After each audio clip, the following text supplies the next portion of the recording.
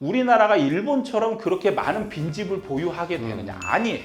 그 다음에 일본은 폭락할 때 90%를 폭락을 했어요. 예. 우리나라는 90% 폭락이라는 건 절대 없습니다. 빚내서 집사라는 정책이 나올 때쯤이면 바닥에 근접했다 이렇게 볼 수 있겠네요. 예, 그것도 이제 비슷하게 볼 수 있는 시그널이 되는 겁니다. 우리나라 부동산 시장은 그냥 투기 시장이다. 하락장도 투기 시장인 거예요. 하락장도. 이게 참 묘한 게 보수 정권 때는 집값이 급락했다가 반대로 진보 정권 때는 집값이 오르는데 이게 우연히 겹친 건가요? 저는 우연이라고 봅니다. 정부가 탄생하는 시점에 시장이 먼저 방향을 정해놓고 있었다라는 거죠. 그러면 정부는 그거에 맞게 대응하는 방법밖에 없어요. 대중심리라고 표현하잖아요. 대중심리는 한번 힘이 모이면 잡을 수 없어요. 그리고 문제는 정부가 과열되지 않았는데 그 방향을 돌려버리면 그것 또한 정부는 망하는 거예요. 지금처럼 이렇게 하락을 어느 정도 이제 시작하는 단계에서 야 앞으로 하락할 거니까 하락이 충분히 예견되니까 나는 상승으로 만들어 버려야 돼. 그러면서 막 지금 부양책을 쓰고 막 부양 뭐 양도세 면제 막 해주고 이렇게 되면 상승으로 전환할 수도 있잖아요. 그러면 누가 정부한테 잘했다고 박수를 쳐줄까요? 못 치죠. 그거예요. 욕을 얻어먹는 거예요. 그래서 정부의 정책이라는 게 과하게 이 시장 방향을 아예 돌릴 만큼 쓸 수가 없는 거예요. 그러니까 지금은 어쨌든 떨어져서 너무 떨어져서 막 금융위기의 우려 정도 나와야 정부가 부양책을 본격. 그럼요. 그래서 항상 정부는 뒤따라가는 정책을 쓸 수밖에 없어요. 그러면 늦어요. 그럼 뭐 문재인 정부에 대해서 뭐 여러 부동산 정책을 워낙 많이 폈는데 결국은 어쩔 수 없었다 이렇게 봐야 되나요? 어쩔 수 없는 것도 있고 시장을 잘못 본 것도 있다 이렇게 보거든요. 첫 번째 그 김수현 사회수석 때 부동산 정책을 주도했었는데 그분을 제가 평가를 할 때 오만했다라고 평가를 합니다. 시장을 이길 거라고 자신을 했어요. 제대로 알고 자신을 하면은 이건 자신감이고 모르는데 자신감이 넘치면 이건 오만인 거죠.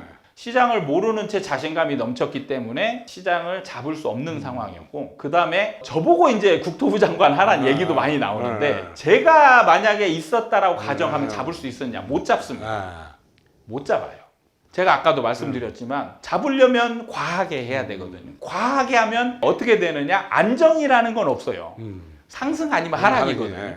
그러면 상승을 막으려면 하락으로 가게 해야 되는 거예요. 그럼 하락하면 좋아하느냐? 아니라는 거죠. 한국에도 뭐 일본식 장기 불황 가능성을 얘기하는 게 폭락자들은 항상 그렇게 얘기하지 않습니까? 좀 더 이상 이제 집은 사면 안 된다 이렇게 생각하시는 분들도 많던데 인구 감소도 있고 뭐 우리 경제 성장률이 떨어질 거니까 여러 이유를 달던데 일본의 부동산의 장기 침체의 주된 원인은 저도 정확히는 모르지만 지금 보면은 이제 많은 사람들이 일단 1,000만 채의 빈집이 있잖아요. 빈집이 많은 거를 치거든요. 문제는 빈집의 원인에 대해서는 아무런 관심이 없다는 거예요. 그냥 빈집이 뚝 생긴 것만 사람들이 두고 그래서 많은 사람들이 이렇게 얘기해요. 인구가 감소해서 빈집이 이렇게 생겼다. 그게 아니에요. 그게 아닌데 이렇게 논리를 전개하면 나머지 사람들이 그걸 믿어버리는 거예요. 그래서 우리나라가 이제 인구 감소하니까 일본의 빈집처럼 1,000만 채의 빈집이 생길 거다. 이렇게 이제 연결을 시키는데 그 부분이 잘못된 전제예요. 그러니까 일본의 빈집은 잘못된 정책 때문에 생긴 겁니다. 근데 우리나라가 그러면 일본의 잘못된 정책을 동일하게 쓸 수 있느냐를 판단하면 되거든요. 우리나라는 절대 그렇게 할 수 없어요. 국민성의 차이 때문에 그렇습니다. 그러니까 일본은 국민성이 약간 정치에 무관심한 그 국민성을 가지고 있어요. 그래서 정부가 잘못된 정책을 하면 거기에 비판을 가하지 않습니다. 그래서 굉장히 오랫동안 자기 신념에 의해서 잘못된 정책을 굉장히 오랫동안 수행할 수 있어요. 그러면 그게 누적되면 침체를 가져오는 거죠. 이 최근에 있었던 일본의 잘못된 정책은 아베 정책을 꼽잖아요. 근데 우리나라는 국민성이 그걸 용인하지 못합니다. 이미 그걸 수행을 하면 5년 다음에 반드시 정부가 바뀝니다. 그렇죠. 그러면 바뀐 정부는 그 정책을 뒤집을 수밖에 없어요. 우리나라는 일본의 잘못된 정책을 답습할 가능성이 제로에 가깝습니다. 우리나라가 일본처럼 그렇게 많은 빈집을 보유하게 되느냐? 아니에요. 그 다음에 일본은 폭락할 때 90%를 폭락을 했어요. 우리나라는 90% 폭락이라는 건 절대 없습니다. 일본은 전세가 없기 때문에 90% 폭락을 할 수가 있었어요. 우리나라는 전세가 있기 때문에 90% 폭락이라는 게 없습니다. 전세가 오히려 폭락을 막아줄 거다. 그렇죠. 예. 그렇기 때문에 이 두 가지만 봐도 우리나라는 일본 시장을 답습할 가능성이 거의 제로에 가깝습니다. 미분양도 늘고 있으면서 제일 문제가 되는 게 PF 대란. 네. 그래서 금융위기 가능성까지 나오고 있습니다. 예. 일본 쇼크 때 보면 이제 건설사 100대 건설사 중에 뭐 45개가 부도, 네. 법정 관리 뭐 이렇게 낮고 그다음에 저축은행들이 연쇄 부도를 네, 냈는데 어떻게 보세요? 가능성이 있다고 보세요? 저는 좀 가능성이 있다고 봅니다. 왜냐하면 우리나라 건설사는 재무 구조가 굉장히 좀 취약한 편이거든요. 네. 아파트 현장 하나만 네. 미분양 비율이 좀 높으면 그렇죠. 위태위태해요. 네. 사람들은 매수를 할 때 네. 오를 것 같지 않으면 절대 안 사거든요. 네. 그럼 시장이 하락기가 되면 정부가 아무리 규제를 풀어주고 부양책을 써도 네. 안 사요. 네. 그러면 미분양 무조건 생기게 네. 돼 있어요. 그러니까 지금 같은 경우는 미분양 비율이 낮습니다. 네, 예를 그렇죠. 들면 1000세대를 분양하면 100세대, 뭐 200세대 이 정도 나는데 미분양 비율이 높은 거는 50%를 넘어서서 60%, 70%, 뭐 많게는 90%까지 가거든요. 그러니까 대구 같은 경우 지금 이제 그런 미분양들이 나오고 있어요. 그럼 이게 이제 수도권도 그럴 가능성이 생기거든요. 그러니까 미분양 비율이 높으면 건설사는 이제 자금 경색이 오게 되는 거예요. 분양을 통해서 자금을 돌릴 수 있게 되는 거죠. 근데 분양이 안 되면 돌릴 수 있는 자금이 안 들어오니까 이제 PF를 통해서 해야 되는데 그러면 이제 PF 금리도 올라가고 여러 가지 악순환이 된단 말이에요. 그럼으로 인해서 위기에 빠지는 건설사들이 생길 수 있고 늘어날 수 있습니다. 그 정부도 이제 이걸 눈치를 채고 이제 대책을 최근에 뭐 지방 투기 지역, 투기 과열 지역 해제했고 수도권도 상당 부분 해제했고 그다음에 대출 규제도 일부 완화했어요. 이게 네, 효과가 있겠습니까 지금? 근데 저는 크게 효과 없을 거로 봅니다. 왜냐하면 규제의 효과를 보려면 뭐냐면 매수자들이 매수 관점에 있어야 돼요. 그러니까 사려고 마음을 먹고 있는데 정부가 대출을 안 해줘. 세금을 높게 해. 그러니까 불만이야. 이래서 이제 멈추게 되는 건데 제가 현장에 있을 때 2013년도에 어떤 상황이 생겼냐면 제가 분양하는 아파트에 양도세 면제가 주어졌습니다. 우리 입장에서는 완전 호재잖아요. 야, 이제 다 팔 수 있겠다. 하고 상담에 들어갑니다. 그러면 상담을 받은 사람이 뭐라고 하냐면 아니 양도세 면제는 집값이 올라야 생기는 거잖아요. 근데 집값이 안 오르면 양도세 면제가 무슨 상관이야. 이렇게 얘기를 한단 말이죠. 살 마음이 없는 사람한테는 정부가 아무리 규제를 풀어주고 부양책을 써본들 마음을 돌리게 만드는 효과를 내질 못한다는 거예요. 그렇다고 정부가 인위적으로 집값을 올라가게 만드는 그렇죠. 그게 이제 어려운 거죠. 네. 경착륙을 막는 게 진짜 어려운 겁니다. 결국 박근혜 정부에서 빚내서 집 사라 네. 뭐 이런 정책까지 했지 않습니까? 그렇죠. 그다음에 보금자리 주택 없애버렸고 네네. 이런 정책까지 나와야 이번 사이클이 좀 짧아지면서 경착륙을 막을 수 있나요? 저는 거의 그런 식이 반복될 거라고 보는 거죠. 결국은 시간이 좀 지나면 예, 예. 단계적으로 하다가 결국은 빚내서 집 사라는 정책. 매수자들이 아무도 집을 안 사면 결국에 뭐가 생기냐면 전세는 안 생겨요. 예. 그러니까 주거는 어떤 방식으로는 해결해야 되잖아요. 예. 집을 안 사서 주거를 해결하는 방법은 임차로 가는 방법밖에 그렇죠. 없거든요. 그럼 임차로 수요가 몰려요. 그럼 전세는 안 생깁니다.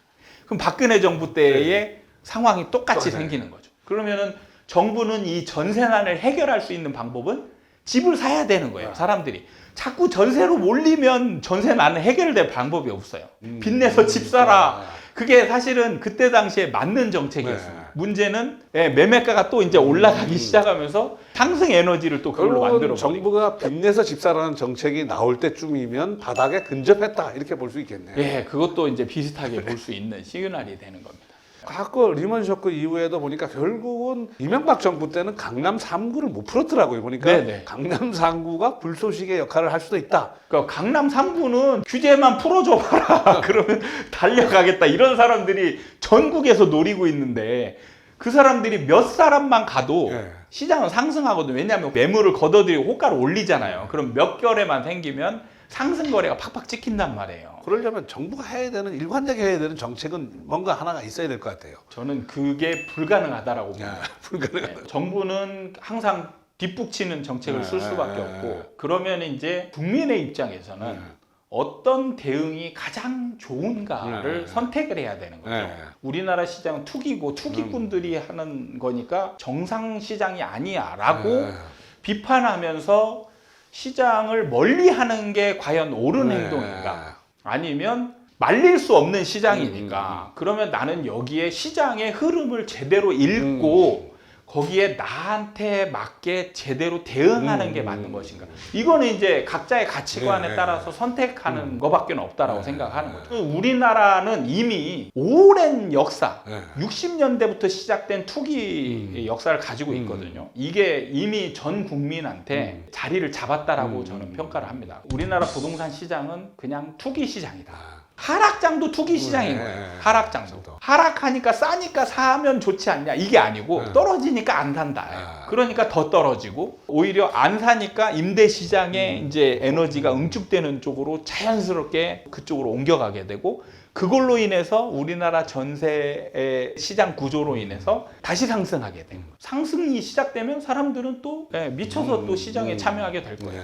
정부가 안정 시장을 만들려면 미리 대응해야 되거든요. 근데 미리 대응하면 더 상황이 안 좋아지게 돼요. 그러니까 공공임대주택이나 공공주택 정도의 저소득층을 위한 주택 정책이나 피고 그렇죠. 그냥 시장 참여자들 중에 소외되는 어쩔 수 없이 이런 과정이 반복될 때 여기에서 능력이 안 돼서 따라가지 못하는 사람들을 최소한의 주거권 마련의 정책으로 해결하는 게 저는 이제 어쩔 수 없는 이 우리나라 정부의 대응 방법이 아닌가 이렇게 생각이 듭니다. 부동산의 사이클을 잘 활용해서 시장에서 살아남아야 된다. 저는 이제 제가 공부한 측면은 오르고 내리는 걸 반복한다라면 변곡점만 알면 대응을 굉장히 잘할 것 같은데 라고 해서 그러면 변곡점의 원인만 찾으면 되겠다라고 해서 이제 시장들을 접근을 한 거예요. 근데 부동산은 우리나라 부동산만 저는 전세가 있기 때문에 가능했다라고 봅니다.